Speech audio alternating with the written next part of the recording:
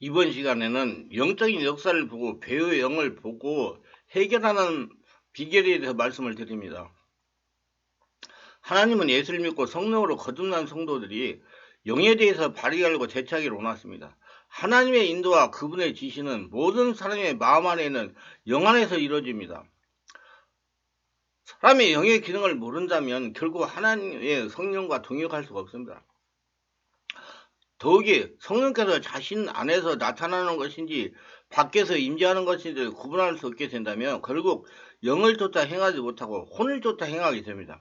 많은 분들이 성령께서 밖에서 임재하는 것을 알고 있습니다. 그래서 밖에서 성령을 받으려고 하기 때문에 자신의 마음 안에 관심이 없어요. 그래서 영적으로 변화되지 못하는 겁니다. 하나님의 말씀 가운데서 우리 영의 생각 이 생명이 무엇인지 또한 그 안에서 어떻게 행하는지를 알게 됩니다. 건져서 2장 12절 사람의 사정을 사람 속에 있는 영에는 누가 알리오라고 말합니다. 그러므로 오직 사람의 마음 안에 영만이 사람의 사정을 알 수 있습니다.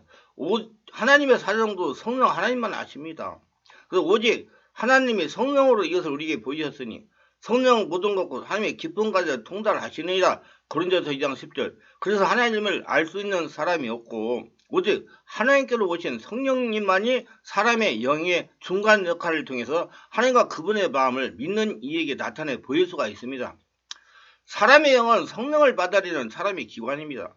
성령은 사람의 영을 통해 생각 속에 진리를 나타내시고 하나님을 알도록 사람을 가르치십니다. 성령은 사람의 마음 안에 있는 영에서 나타나는 겁니다. 또한 바울은 우리가 세상 영을 받지 아니하고 고린도전서 2장 12절에 말합니다. 대부분 사람들은 세상에도 세상 영이 있다는 것을 모릅니다.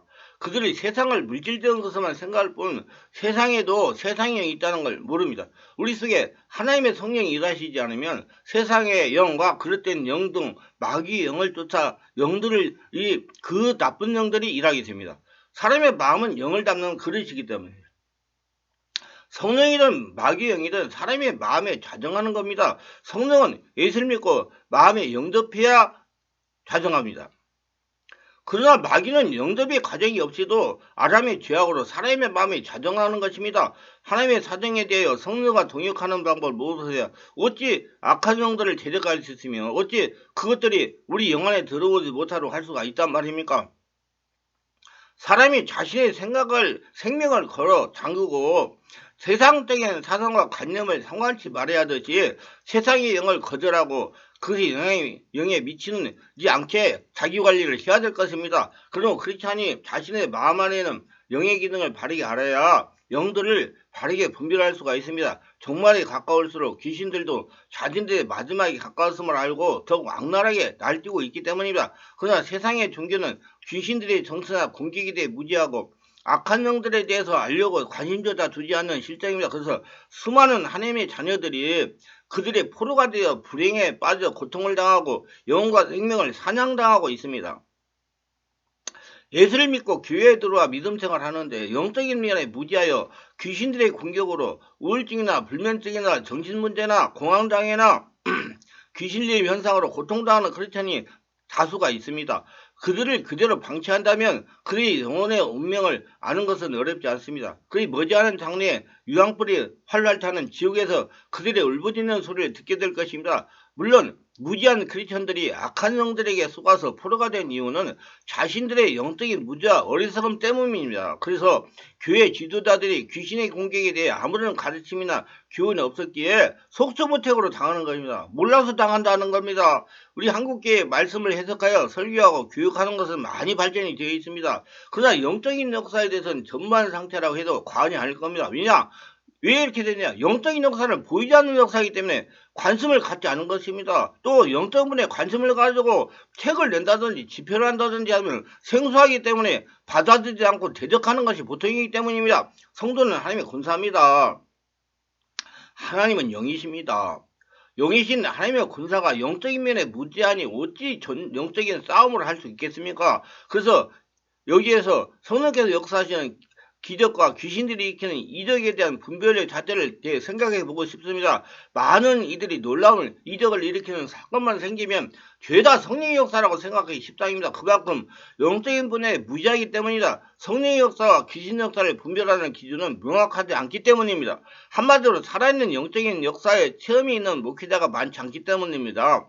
임상적인 경험이 있는 목회자가 많지 않기 때문입니다. 바르게 알아야 할 것은 귀신들도 놀라운 이적과 기적을 일으킬 수 있습니다. 성경을 보세요. 모세가 지팡이를 던져 뱀이 되게 하자 바리의 주술사들이 자신들의 지팡이를 던져 뱀으로 변하게 했습니다. 모세가 애굽의 강을 피로 물들이자 자신들을 따라했으며 먼지로 이를 만드는 것까지 집요하게 따라하고 있습니다. 그렇다면 이들도 하나님의 능력만큼은 아니지만 상당한 경지의 영적 능력을 가지고 있음을 틀림없습니다. 그러므로 기적과 이적을 일으킨다고 죄다 성령의 역사로 생각한다면 꼼짝없이 이들의 속임수에 넘어갈 것입니다. 저는 25년이라는 세월 동안 성령 사역을 했습니다. 성령 사역간 성령의 임재가 되어 영적인 상태에 이르면 귀신 역사와 성령 역사가 비슷비슷하게 일어납니다.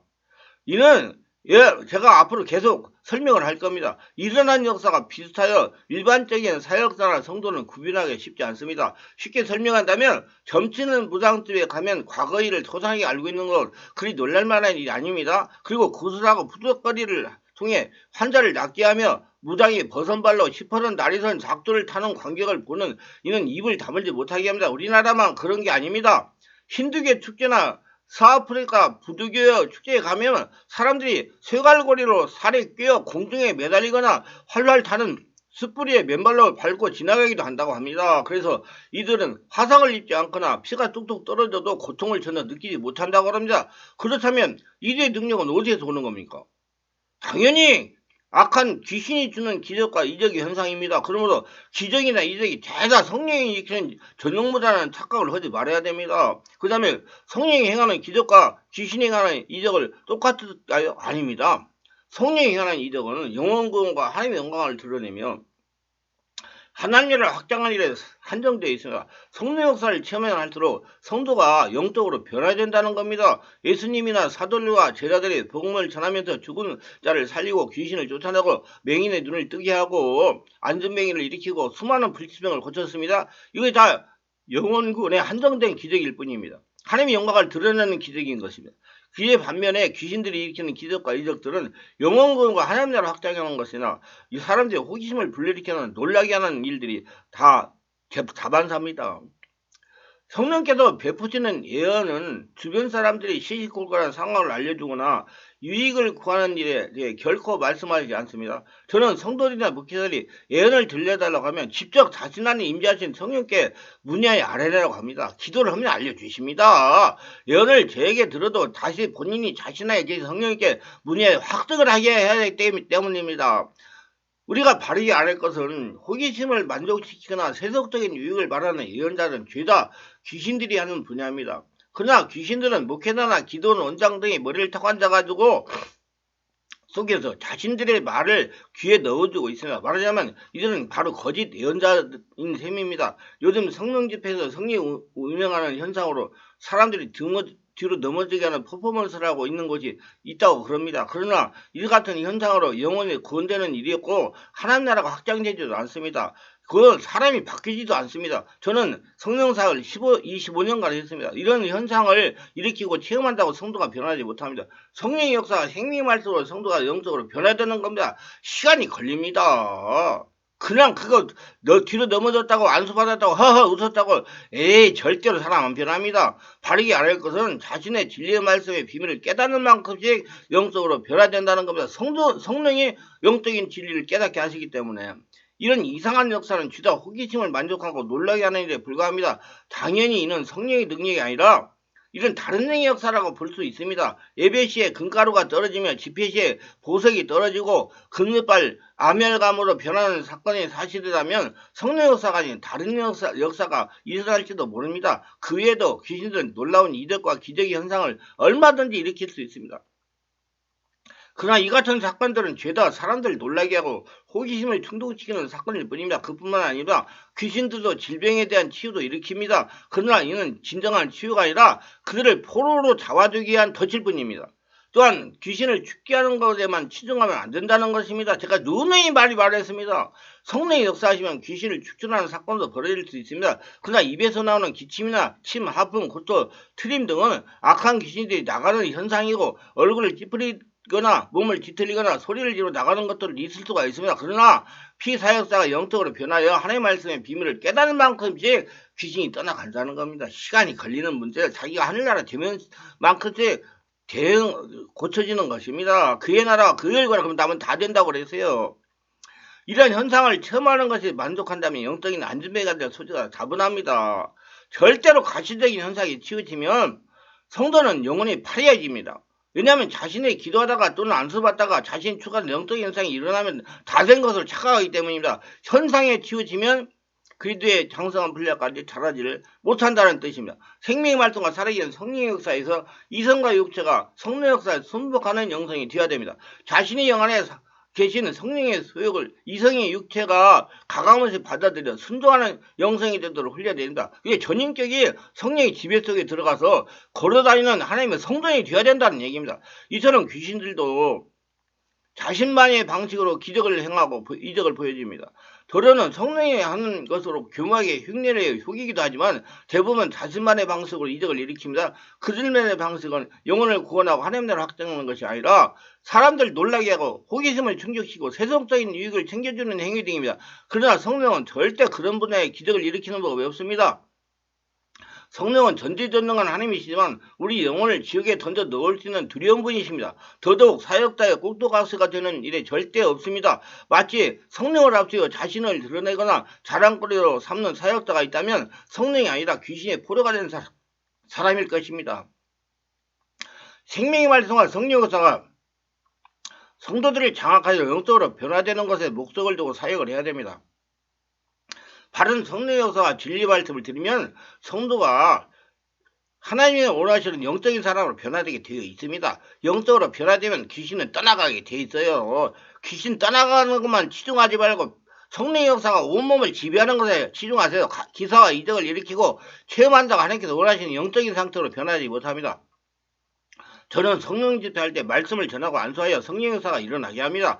계속적으로 생명 말씀을 듣고 성령으로 기도하니 목회자가 다른 사람으로 눈으로 보고 느끼게 됩니다. 변화되는 것이.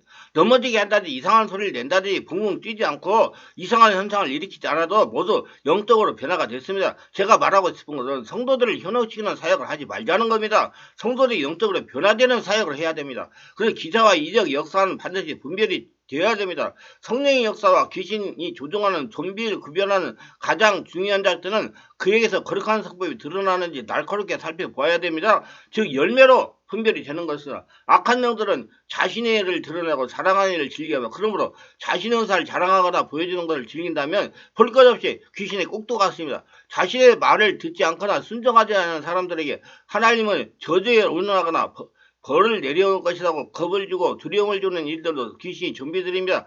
하나님은 그런 방식을 저주나 벌을 주지 않습니다. 신약시대 하나님의 벌은 어둠을 내버려 두는 것입니다. 그래서 회개하지 않으면 지옥에 넣는 것이 하나님의 처벌 방식입니다. 이 세상 끝날까지 놔둬둡니다. 그러나 귀신의 사역자들은 신체적인 질병이나 불행한 사건을 운운하며 겁을 주며 저주나 벌을 내린다고 하여 겁을 주고 공포심을 줍니다. 또한 성령 사역을 빙자하여 헌금을 요구한다면 죄다 악한 영의 사역자라고 보면 됩니다. 하나님은 의의 헌금 방식을 자발적으로 기쁜 마음으로 은밀하게 드리는 것입니다. 성령께서 감동하시면 헌금하는 겁니다. 헌금을 해야지 교회도 운영이 되고 가죠. 그러나 헌금을 강요한다면 죄다 악한 영의 앞잡이라고 보면 됩니다. 종말이 가까울수록 악한 영들은 광명한 천사를 속여 각종 이적과 기적을 보여주며 하나님의 자녀들을 넘어뜨리고 있습니다. 그러나 성령이 주시는 지혜가 없으면 악한 영들에 무지하고 어리석어서 수많은 하나님의 자녀들이 악한 영의 천어온 덫을 받고 영혼과 생명을 사냥당하고 있는 실정입니다. 나 자신도 성령이 주는 지혜의 분별력이 없다면 순식간에 이들의 포로가 될지는 모르는 일입니다. 그러면 정신을 차리고 깨어서 항상 기도하며 이들의 공격을 막아야 될 것입니다. 예수를 믿고 성령으로 거듭난 성도는 영적인 분별력이 무엇보다 중요합니다. 성도는 영적인 존재입니다. 영이신 하나님의 군사들입니다. 하나님의 군사임의 영적인 존재인 성도와 영들을 보지 못하고 분별하지 못하면 살아있다고는 하나 죽은 사람이나 다름이 없는 것입니다. 말씀에 은혜가 되시고 유익하시다면 구독, 좋아요를 부탁합니다. 제가 설교에 동영상을 유튜브에 올려 전파하는 데 큰 힘이 됩니다. 감사합니다.